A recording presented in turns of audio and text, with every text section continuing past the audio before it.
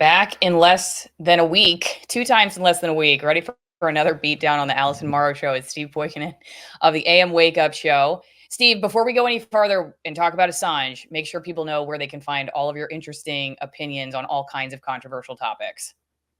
amwakeupshow.com for absolutely everything. amwakeupshow.com. That gets you to the Rockfin and Rumble, where we live stream Monday through Thursday morning, gets you to the merch store, gets you to the Third Eye Carnival, which is our in-person event that we're doing 4th of July weekend in Pueblo, Colorado.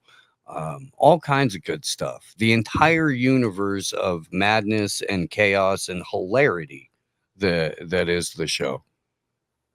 Steve always has interesting things to say about pretty much every topic, but he has been on several times talking about Assange because he has been part of basically movement to free Assange, which I just woke up one day and all of a sudden that's a thing, which I never thought I would see in my lifetime, or his, frankly, for that matter.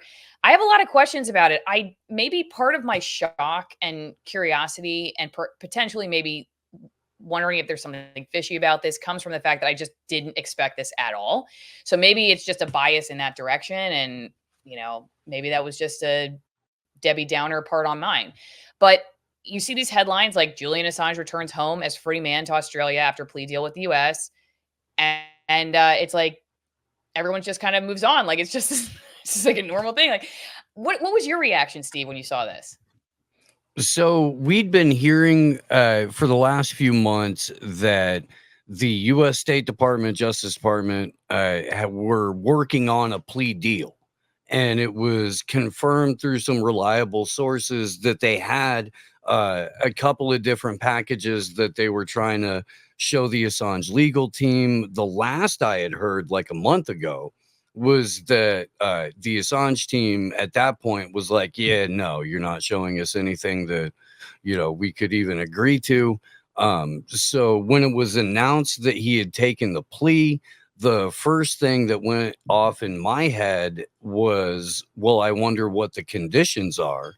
And so far, it looks like the conditions are you've got to remove things from the WikiLeaks archive and turn over anything that you're currently sitting on that you haven't published.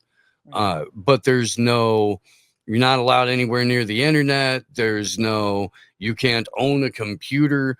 We're going to install this device on your computer to triple monitor all of the websites you go to so that an officer can be dispatched immediately to your house if you go to a no-no site, like they did with Jeremy Hammond, who was one of the alleged hackers that were part of the whole global intelligence files and Sony hack, all of the things that related to an offshoot of Anonymous called LulzSec, Lulz, for anybody who wants to be an internet historian.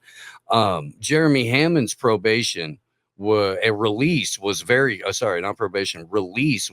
conditional. But Julian Assange so far seems to be able, like, theoretically, to have walked outside of that courtroom, been handed an encrypted phone, and immediately gone on the dark web in front of the cameras. It seems like that's what the paperwork is saying an awful lot of other things too that we'll probably get into that I'm not sure if a lot of people have picked up on yet or not. If you're somebody who has been interested in learning more about switching your IRA or 401k over to precious metals, it's a great way to support the show. For somebody who just has a cell phone and no friends, then this is another way to just pass some time. Alison with 1L. I hopefully don't have to tell a whole lot of people that my name has 1L, ALISON. Text it to 989-898. And they'll send you every little bit of information you ever wanted and more on how to, or whether this is even right for you. If you're interested in, like I said, converting an IRA or 401k, they've been in business over 20 years. They've helped lots of people and they have lots of 5-star ratings. Ron Paul's there right on the front. Okay. My PO box is 3355 Denellen, Florida, 34432. I got a postcard of the Northern Lights. I got seeds from somebody who sent me some seeds for plants to grow well in Florida. I've gotten nice donations for the show. And honestly, it's just really a joy to go check the P.O. box with my kids. They open the cards. So make sure they're kid friendly. Just put that disclaimer up. But it's really fun for us. We go to the P.O. box about every other week, check the mail, and they get to open the cards, and it's always lots of fun. So send me some mail. P.O. Box 3355, Denellen, Florida 34432. And if you're watching this somewhere else, consider joining the Locals editorial board because you get to put questions in ahead of time for interviews. AlisonMorrow.locals.com. It's $5 a month. I think it's a great value. It's like for every question you get to ask, the questions are like 15 cents a question, and you get to ask them to everybody you have on the show. So consider joining. Is this a desperate move by the Biden administration for votes before Trump could do it if he wins? Brisbane asks. And I think a lot of people wonder if this was kind of a pre-election deal. Had anything to do with that? Well, it really depends on how goldfish brained the people want to be that day, because the reality is that the United States government, through 5 years of torture, most of which happened under Joe Biden's term, not that Donald Trump didn't have him arrested, because he did. This is a uniparty effort. But Joe Biden's Justice Department, after refusing to allow Assange to bail out, he was being held on remand, which means he wasn't currently being charged with anything. So he was just in a maximum security prison in London, England, that they call Hellmarsh, or the Guantanamo Bay of the United Kingdom. He was there, not charged with anything for the majority of the time that he was locked up, all of which happened under Joe Biden. Joe Biden used that solitary confinement and that torture to coerce a plea deal out of Julian Assange, make him admit to doing something that he did not do, or that he could have had overturned had a First Amendment defense been something that he could apply to his court case. So a conviction, a plea deal, was coerced, and that's the win. That what saved press freedom or freed Julian Assange, because he had a plea deal tortured out of him. That's the big win you're gonna point to. I mean, good luck with that. You got to hope people are really asleep if you want, well, we tortured a plea deal out of the guy, so now now he's not even doing interviews. He may in the future, but thus far, zero public statements by Julian Assange himself. It does seem like, though, if you're still hanging on to Biden, you might buy it. I mean, if you're one of those people that's still hanging on to that guy and you still think that everything's well with the world, and like I think you might actually see this as a win. I don't think it's going to do anything for anyone who's already skeptical of this administration or previous administrations related to the handling of Assange's case. I don't think it's going to do anything. But maybe if you're just somebody who hasn't really been paying attention, or you think maybe, oh, he's a little bit better than this crazy Nazi guy that's running again, and you believe CNN, then maybe it just sways enough people that are not really paying attention. But I'm glad you brought up the precedent for journalism moving forward, because there were questions about that too. Like, is this actually a loss for journalism? A lot of these outlets are saying, I don't know, it's weird because they've been kind of adversarial towards Assange, but then like when it suits some of these outlets to then celebrate whatever happens to him, like it's a win for press, then somehow they interpret it that way. So it's very odd. They have a very odd relationship with this whole story. I don't really know what to make of it, but the question then for Steve is going to be like, yeah, the precedent is to make it worse for people who are trying to get the truth out there. So if you're one of those people, it may be worse, which means we're all going to go to prison, which means the food is terrible and you should get your liver You should really help your liver now. Don't wait, all right? Because the food sucks. It's almost as bad as the food outside of prison that most Americans are eating. If you're one of those people who's transitioning your diet, you want the liver supplement that I'm taking right now, it's right here. Go to getliverhelp.com/Alison. It's all natural. It's like beetroot, artichoke extract, milk thistle, all kinds of just natural ingredients put together by a naturopathic physician along with allopathic physicians to just give your liver the detox and boost that a lot of us need. I cut sugar actually about 8 months ago. Made a big difference for me. Highly recommend for everybody else. I take this to just give my liver a little bit of extra strength. It helps your liver in multiple ways. Reduces toxin load, reduces inflammation, helps with digestion, balances bile production, and it will also help with nutrient intake, which a lot of us need too. Like I said, cut the sugar. It's a big thing. Getliverhelp.com/Alison. Consider it. And you also, like I said, you get their bottle of omega-3 fish oils along with it.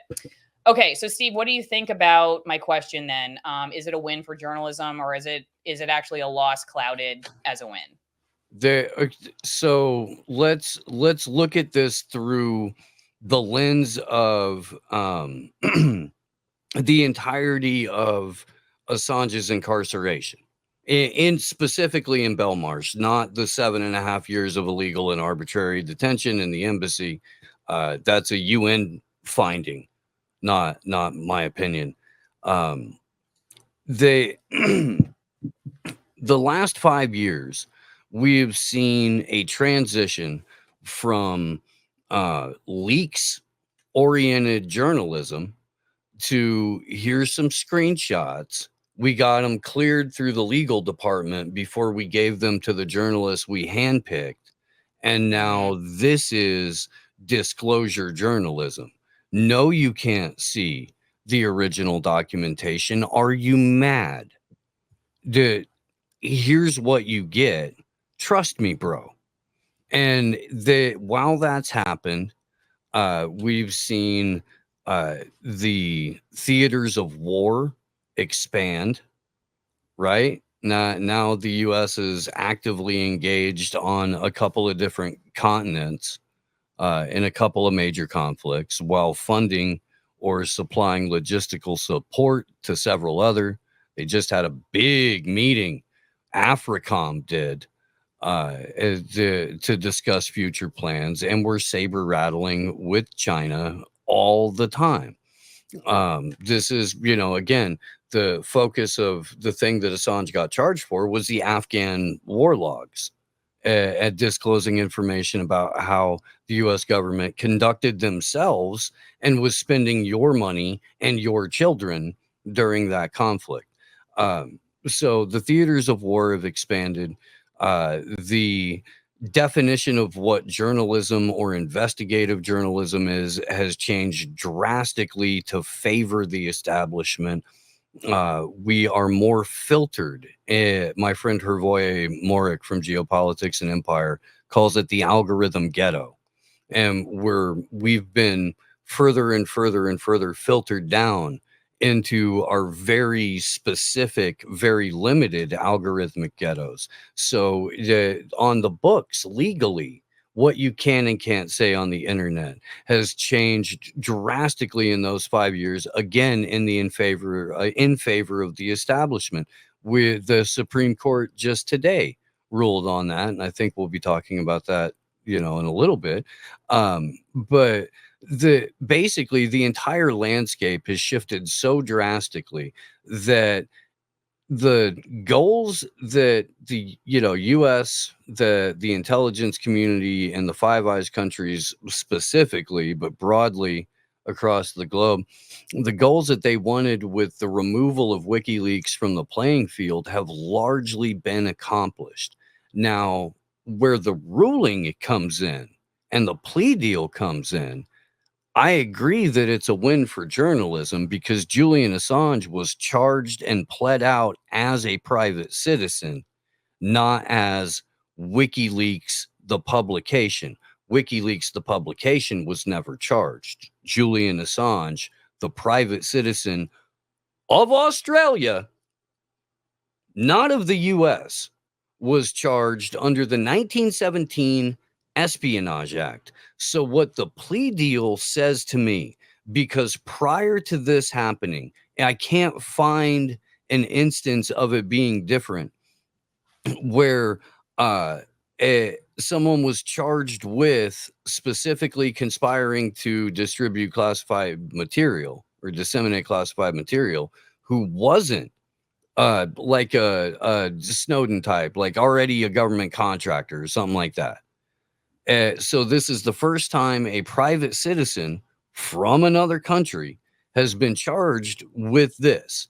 And so what that says to me is now every citizen on the planet is susceptible to Espionage Act charges for conspiring to distribute or share information that would fall under the realm of the United States national interest, which is just about everything. And that includes things like sharing links or showing them on your podcast and stuff like that. So, as far as journalistic outlets are concerned, every single one of them still has their secure drop link up. Every single one of them is still openly soliciting for classified or, not for the public information. So they're fine. They're fine.